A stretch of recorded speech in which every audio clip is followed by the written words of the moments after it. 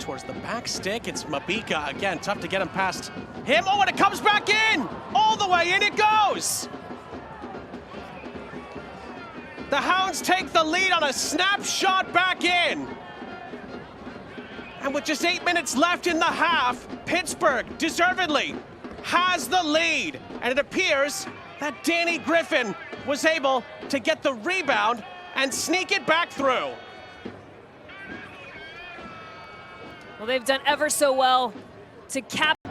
Corners brought to you by the Spot Massage Therapy. Neil Rule, John Krieger here with you. Early opportunity for LaRouge. Morris, service on the corner! And it's 1-0 City on the finish. Beautiful execution. And the home side takes the lead. Be interesting to see who got a touch on this, Neil, but it is a dream start for LaRouge. Was that Shane Wheat? We talked about him in the open. Header comes across. Charleston not to be outdone. They immediately move forward in midfield, trying to compress the field. Good service. Torres crosses it, and we're level at one on the other side. And Cal Jennings was up top, and he continues his role. He's in double figures now in goals. That ties him for the USL record in most consecutive matches with a goal involvement at 9 matches in a row. You said it in the open. If they're going to score, he's going to be around. Are your duel stats, both on the ground and in the air? Charleston right now winning 2/3 of the duels overall and 72% of duels in the air. Those are the work rate stats. Oh, and here comes Jennings. Beautiful setup. Jennings, 2-1 Charleston. Cal Jennings, goal number 11 and his second here this afternoon. He silences the crowd here at Keyworth. And quickly that setup comes in. And a nice leave for Jennings, and Detroit City FC's defense is nowhere. And for back-to-back weeks, the hottest scorer in the USL Championship right now has bagged a brace, and he's done it in the opening half. I know that Detroit City FC information director, I'm sure you'll see Jarrett Mackey down there in the Detroit area. He's moved down to Detroit now. Yep. Torres the shot! And it's finished. Charleston Battery go up 3-1. What a quality finish by Juan David Torres. I thought there was no way, you and I are talking about Dance Music Festival, because I thought there was no way he's going to be able to cut that back into the 6th. And what a great bit of service for Torres to just line up and take. This thing is going out wide. I thought City had this contained. There's 2 defenders there, and all of a sudden they leave him go, and Torres is standing in the D and picks his spot well. Vasquez whips this ball into the box. Oh, and there's the header, tailor-made. Francisco Bonfiglio, his team leading 6th goal of the season. Miami 1, Birmingham nothing. That man again. Who else? It was a nice delivery. Bonfiglio with the header down. Nobody within a couple of yards of it. Always the hardest ones for the goalkeepers to stop when you head them down into the ground like that. Just found the soft spot. Suarez wasn't close enough to him. Timed his jump a little bit. Can't give that man that much time and space. Lazo floating it around. Trejo. Martinez. Quick touch. Top of the box. Oh, and it gets past Bill Hamid. Tyler Pasher out of nowhere, scoring his first goal of the season, and Birmingham is level at 1-1. Well, that's the quick ball movement Mark Briggs has been looking for.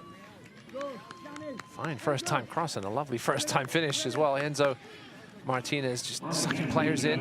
It wasn't an easy cross, and the guy got a slight deflection that perhaps not. Lawrence, slight hesitation. Lands back out the drive. Bill Hamid could not handle it, and the rebound knocked in by Damus. Oh, Christmas comes early for Ronaldo Damus. His team leading 5th goal this season. 2-1 Birmingham. Well, not one of Bill Hamid's finest moments. I was about to say a comfortable save for the veteran, and just spilled it at the feet of this man, Ronaldo. Possession, that ability to build through the thirds, they were able to collectively get in and around the box in the final third, because the way that affects it is it's not only the first ball that you can play, but it's that second and third. That's a delightful pass. Epps over for the finish from Ajago. That was a delightful ball over the top. Epps, Ajago, and a 1-0 edge for Lexington.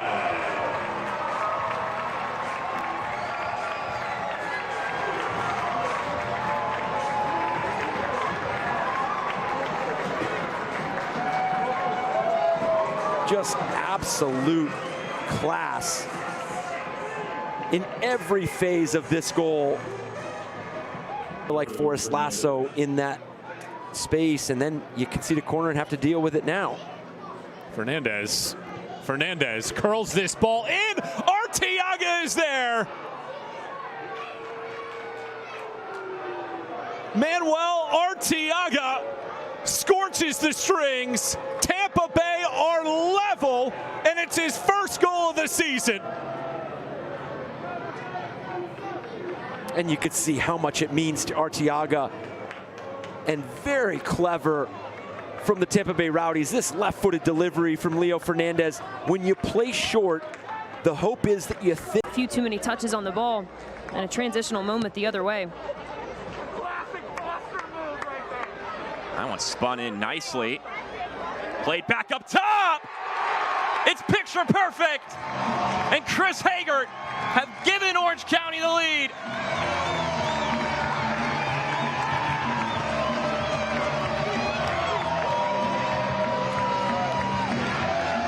Some sweet relief for the home side. Finally putting one into the back of the net. 2/3 of the way through this match, Chris Hegardt still the lone goal scorer. He's put in some tasty crosses since then. Dipping down nicely! Cameron Dunbar with some style.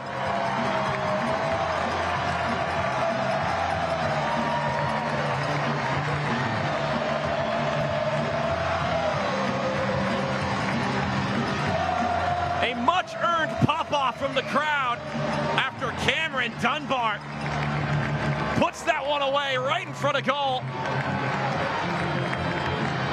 Well, 3 times now we've credited the service.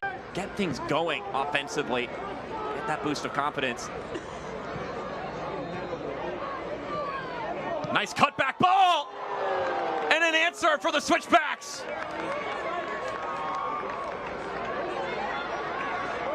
Anthony Fontana slots it down the right-hand side, and we've got a ball game. Well, I told you in the first half that Colorado Springs was really trying to force the issue down the right-hand side, and the left-hand side was the one that had the space, had the favorable matchups. Matt Real finally finds himself into a higher position. The underlap from Hanya, that's where they found success in their most. Absolutely rip your laces through it from that spot. Now Orange County on the prowl. War takes the shot, and he drills it home. A banger to put Orange County up 3-1.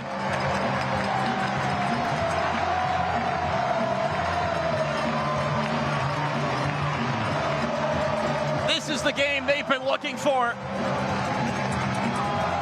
And this is just part of the game that you play. When you're chasing a lead, you get caught in transitional moments, but all credit to Orange County. My goodness, that's a goal of the week contender, no doubt. Mouhamadou War, take a bow, sir. Gets his.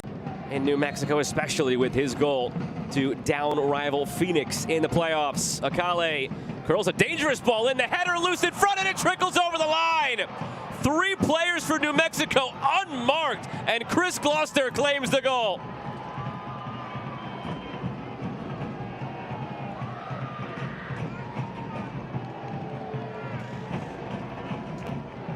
Perfect start for Dennis Sanchez and New Mexico on the road within the first 3 minutes here. You start creating an opportunity through the run of play. You win a dangerous set piece. Missing in goal tonight for the Roots, Kendall McIntosh. Left last game early. Precaution this week. Bounces through awkwardly. Chance again here for New Mexico, and just like that, it's 2. Zico Bailey punishes Oakland for another mistake. And the first place team in the Western Conference is running wild on the Roots.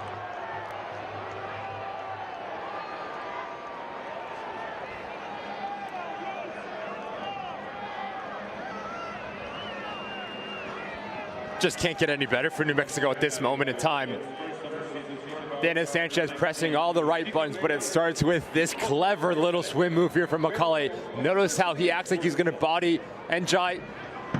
Send him to the ground, and then he has a composure to pick up his head, come centrally. It is a fortunate bit is that you created some real good opportunities in that first half, and the response was there. Wolfgang Prentice's chance comes to mind, Peter Wilson's chance as well. If you can have the clinical ability to find the back of the net, you make this a game. Akale to put this one away fully. He does, through the legs of Spiegel. Mukwelle Akale, a 3rd for New Mexico that will equal 3 points tonight.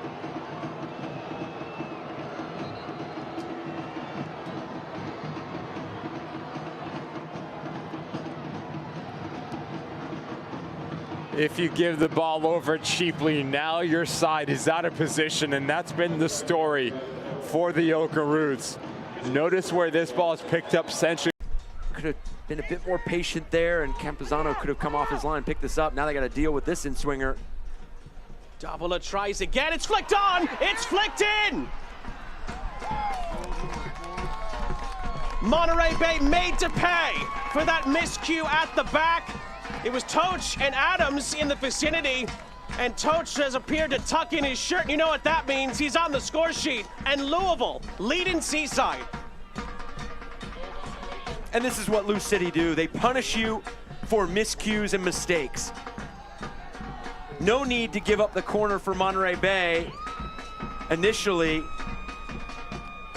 but Lou City doesn't care. They're going to take full advantage. Battery would still be in first place by 2 points. Loudon just behind them in 3rd. And again, Monterey Bay are kind of mid part of that top 8 at the moment. Have a chance to go down a few spots as this is a miscue. And Manny Perez fires it in to double Louisville's lead off another Monterey Bay miscue. We said it in the first half. You cannot give Louisville a sniff, and they take advantage of another Monterey Bay mistake. Manny Perez with his 2nd league goal of the season gives Lou City a 2-0 lead. And it's just that consistent complement of relentless play and opportunistic play. The ability to not give up on this ball played over the top, to force Guzman into a difficult decision, and then to have the clout. The rock in between the pipes, not in uniform. This one played into the box, waddled around, top of the box, moving around. Rodriguez punches it, he scores! Johnny Rodriguez, his 3rd goal of the season. Las Vegas leads 1-0. That's a fantastic strike from Johnny Rodriguez. What you expect from him. He showed at Oakland what a good scorer he is. And since he's been here, he scored with his hand, he scored with his feet. He's that classic striker who pounces on any opportunity. It's a tight-ish angle, but he hits it hard and low towards that far post and says, welcome to the game, Sebastian Mora. who hasn't had a touch yet except to see. Creativity has been sparse for El Paso. A lot of individual play. The header, and it's level at 1-1.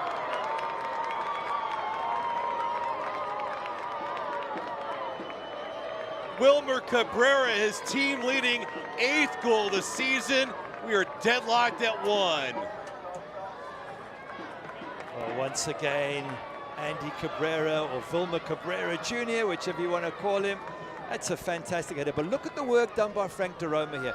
He's going to pull back, dummy them, and then go. And then he hits it without having to beat a player. What a cross that is. And perhaps he's already had a look up and he knows where he thinks Cabrera will be, because he's just whipped it in to that space. And they haven't been able to stay with Cabrera. They should be touch tight on him. In fact, they should be in front of him.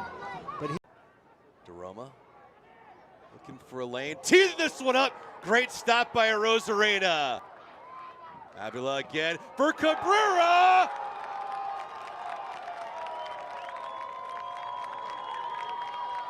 Andy Cabrera's brace in the 64th minute.